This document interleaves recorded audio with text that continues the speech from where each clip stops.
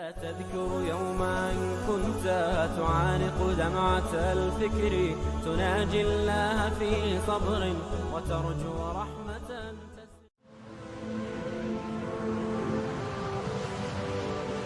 حضرت عمر رضی اللہ تعالیٰ عنہ جب ایمان لائے تو آپ نے ایک ایک کافر کے گھر کے دروازے پہ کھڑے ہو کے کہا کہ تم کمزوروں کو مارتے تھے، میں تمہیں بتانے آیا ہوں میں محمد عربی کا نوکر بن گیا۔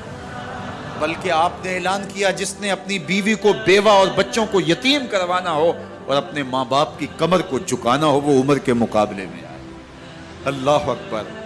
زنیرہ نامی ایک خاتون تھی، بہت کمزور۔ راوی کہتا ہے کہ اس کی ہڈیوں میں گودا نہیں تھا، عشق رسول تھا، اور اس کا ظالم آقا اس کو مارتا ہے، اور جب مار مار کے تھک جاتا ہے ادھر سے عمر آ رہے ہیں، یہ اسلام لانے کی پہلے کی کہانی ہے، ادھر سے عمر آ رہے ہیں تو اس نے کہا عمر تم جوان آدمی ہو تو یہ چھوڑتی نہیں ہے اپنے نبی کا نام، ذرا تم آؤ۔ عمر کوڑا پکڑ لیتے ہیں، اسے مارتے مارتے مارتے تھک جاتے ہیں تو پانی پینے لگتے ہیں، تو کہتے ہیں مجھے تیرے پہ ترس نہیں آیا لیکن میں ذرا پانی پینے لگا ہوں، اور پھر گلے کے اندر ڈال کر کے کوڑا اور اس کی رسی کو پل دیتے ہیں اور اس کی آنکھیں باہر نکل آتی ہیں اور کہتے ہیں بلا اپنے نبی کو جو تیری آنکھوں کی بینائی واپس کرے۔ اللہ اکبر۔ تو اس نے آسمان کی طرف منہ کر کے کہا مالک میں کبھی بھی آنکھوں کی بینائی نہ مانگتی لیکن اب تیرے نبی کی عزت کا سوال ہے۔ آنکھوں کی بینائی واپس ہو جاتی ہے۔ زنیرہ کو بڑا مارا، آج عمر گلیوں میں آنکھوں میں آنسو ہیں اور عجیب دل بے تاب ہے، اور کہتے ہیں آؤ بھئی میں حضور کا غلام بن گیا ہوں، تمہیں بتانے آیا ہوں۔ زنیرہ نے موڑ کاٹا تو آگے عمر یہ آواز دے رہے تھے۔ زنیرہ ایک کونے پہ کھڑے ہو کے رو کے کہتی ہے عمر تم تو بڑے اس دن جوش و غضب میں تھے اور تم مارتے ہوئے تھکتے نہیں تھے۔ تو عمر نے کہا زنیرہ اس دن میں نے دیکھا نہیں تھا، اب میں محمد عربی کو دیکھ آیا ہوں۔ جنہ ویکھیا نہیں ہو کرن گلاں، جنہ ویکھیا نہیں ہو کرن گلاں، جنہ ویکھیا ہو تے بول دے، جڑے محرم راز حقیقت دے اور راز حقیقت کھول دے۔ تو حضرت عمر رضی اللہ تعالیٰ عنہ ایمان لائے۔ حضرت عبداللہ ابن مسعود رضی اللہ تعالیٰ عنہ فرماتے ہیں کہ حضرت عمر کا ایمان لانا مسلمانوں کے لیے عزت کا سبب تھا، ان کا ہجرت کرنا مسلمانوں کی نصرت تھی اور ان کی خلافت مسلمانوں کے لیے رحمت تھی۔ حضرت عمر رضی اللہ تعالیٰ عنہ وہ ہیں کہ میرے حضور نے فرمایا لوگوں جب نیک لوگوں کا ذکر کرو تو میرے عمر کا تذکرہ ضرور کیا کرو۔ میرا عمر وہ ہے کہ جب وہ ایک سمت سے آ رہا ہو، ایک گلی اور بازار سے آ رہا ہو تو شیطان بھی آ رہا ہو عمر کو دیکھ کے راستہ تبدیل کر لیتا ہے۔ حضرت عمر رضی اللہ تعالی عنہ کی طبیعت کے اندر جو جاہ و جلال تھا، طبیعت کے اندر جو سختی تھی، وہ اسلام کے اندر آ کر بھی قائم رہی، اور آپ نے وہی سختی، وہی جاہ و جلال جو پہلے مسلمانوں کے خلاف تھا اب کفار کے خلاف، منافقین کے خلاف حضرت عمر کی طبیعت کے اندر وہ جوش و خروش بدستور موجود ہے۔ لیکن جس دن آپ خلیفہ بنے تو اس دن آپ نے ممبر پہ چڑھ کے جو خطبہ دیا اس میں کہا لوگوں میں سخت اس لیے تھا کہ رسول اللہ نرم تھے، پھر میں سخت اس لیے تھا کہ حضرت ابوبکر صدیق نرم تھے، اب میں تخت خلافت پہ بیٹھا ہوں، اب میری سختی جو ہے وہ نرمی میں تبدیل ہو گئی، صرف فاسقوں، فاجروں اور باغیوں کے لیے میں سخت ہوں، باقی تمہارے لیے نرم ہوں۔ سب سے کم جو تنخواہ بیت المال سے اگر کسی وجود نے لی ہے تو وہ حضرت عمر رضی اللہ تعالیٰ عنہ، صرف 2 جوڑے لیتے تھے سال میں، اور راوی کہتا ہے کہ میں نے دیکھا ہے کہ اس میں بھی 17 پیوند لگے ہوتے تھے۔ حضرت عمر رضی اللہ تعالیٰ عنہ کا طرز زندگی، آپ کا انداز معاشرت اور آپ کا انداز خلافت، ہر لمحہ آپ کی زندگی کا اٹھا کے دیکھیے کتنی مرتبہ قرآن حضرت عمر کی رائے کے مطابق نازل ہے۔ اللہ تعالیٰ جل شانہ نے ان کو صاحب الہام بنایا تھا۔ ہر امت میں کوئی صاحب الہام ہوتا ہے، حضور کی امت کا صاحب الہام حضرت عمر رضی اللہ تعالیٰ، اور آقا کریم نے انہیں اپنا وزیر قرار دیا۔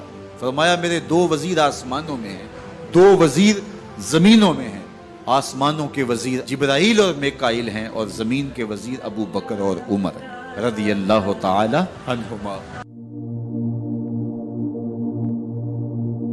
ایک دن حضرت عمر بیٹھ کے رو رہے تھے، تو کسی نے کہا حضرت رو کیوں رہے ہیں؟ فرمایا کہ میں اس لیے رو رہا ہوں کہ فلاں پل سے بکریاں گزری ہیں، تو پل کے اندر شکستگی تھی، ٹوٹا ہوا تھا پل درمیان میں، اس میں ایک بکری کی ٹانگ ٹوٹ گئی ہے، تو میں ڈرتا ہوں کہ میرا رب یہ نہ پوچھے کہ عمر تو نے پل صحیح تعمیر نہیں کروائے تھے کہ ایک بکری کی ٹانگ کیوں ٹوٹی ہے۔ یہ ہیں حضرت عمر رضی اللہ تعالی عنہ۔ اللہ اکبر۔ تو اللہ تعالیٰ جل شانہ نے حضرت سیدنا عمر بن خطاب رضی اللہ تعالیٰ عنہ سے جو کام لیا، مختصر دور خلافت کے اندر 10 سال 6 ماہ 4 دن آپ نے خلافت فرمائی ہے، لیکن کہاں سے چلے اور یہاں مکران تک، بلوچستان کا حصہ ہے، یہاں تک آپ کے سلطنت کی حدود وسیع ہوئی، ادھر آرمینیا تک جا پہنچے، حمص فتح کیا، قادسیہ، یرموک۔ آپ ذرا دیکھیے کہ کہاں تک آپ کی فوجوں کے گھوڑے دوڑتے رہے، اور اللہ تعالیٰ جل شانہ نے ان کو جو توانائی، عدل و انصاف کی قوت عطا فرمائی۔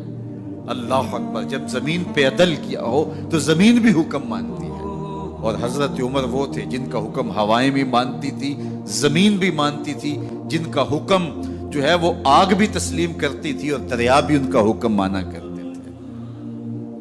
مصر کے اندر یہ رسم بد جاری تھی کہ سال کے بعد ایک دوشیزہ کو زیورات پہنا کے اچھے لباس میں ملبوس کر کے دریا کی بھیڑ چڑھایا جاتا، اس کی قربانی دی جاتی، اس کا خون بہتا تو دریا چلتا۔ جب مسلمانوں نے مصر فتح کیا تو گورنر نے لکھا کہ اسلام تو اس طرح کی رسوم کی اجازت نہیں دیتا، لیکن خشک سالی ہے، لوگوں کی فصلیں ویران پڑی ہے، تو حضرت کیا کیا جائے؟ تو حضرت عمر رضی اللہ تعالیٰ عنہ کاغذ کے ٹکڑے پہ لکھتے ہیں بسم اللہ الرحمن الرحیم، مصر کے نیل کی جانب عمر کا خط لکھتے ہیں، اے نیل اگر تو اللہ کے حکم سے چلا کرتا ہے تو چل، ورنہ ہمیں تیرے چلنے کی کوئی حاجت نہیں ہے۔ اور قاصد کو کہا یہ خط لے جاؤ اور جا کے دریائے نیل میں پھینک دو۔ قاصد جا کے خط دریائے نیل میں پھینک دیتا ہے، پانی آتا ہے، ایسا دریائے نیل چلا، 14 صدیاں ہوئی ہیں آج تک کبھی بند ہی نہیں ہوا۔ دریا حکم مانتے، آگ نکلتی ہے، لوگ حضرت عمر رضی اللہ تعالی عنہ کے پاس آئے، حضرت لاوا پھوٹا ہے، آگ نکل رہی ہے اور مدینے کی طرف بڑھ رہی ہے، اب کیا کیا جائے؟ فائر بریگیڈ تو زمانے میں تھی نہیں۔ عمر نے اپنی قمیض اتاری، جس قمیض پہ 17 پیوند لگے ہوئے تھے چمڑے کے، کہا یہ قمیض لے جاؤ، جدھر آگ بڑھ رہی ہے آگے ڈھالنا، آگ پیچھے بھاگ جائے گی۔ زلزلہ آتا ہے تو زمین پہ دھرا مارتے ہیں، زمین رک جا، کیا عمر نے تیری چھاتی پہ عدل نہیں کیا ہے؟ تو یہ عمر ہیں رضی اللہ تعالی عنہ کہ جن کے انصاف کی وجہ سے، جن کے عدل کی وجہ سے اللہ تعالیٰ کی رحمات، اس کی برکات کا نزول ہوتا تھا، اور اللہ تعالیٰ نے مسلمانوں کو وہ آبرو مند حکومت دی۔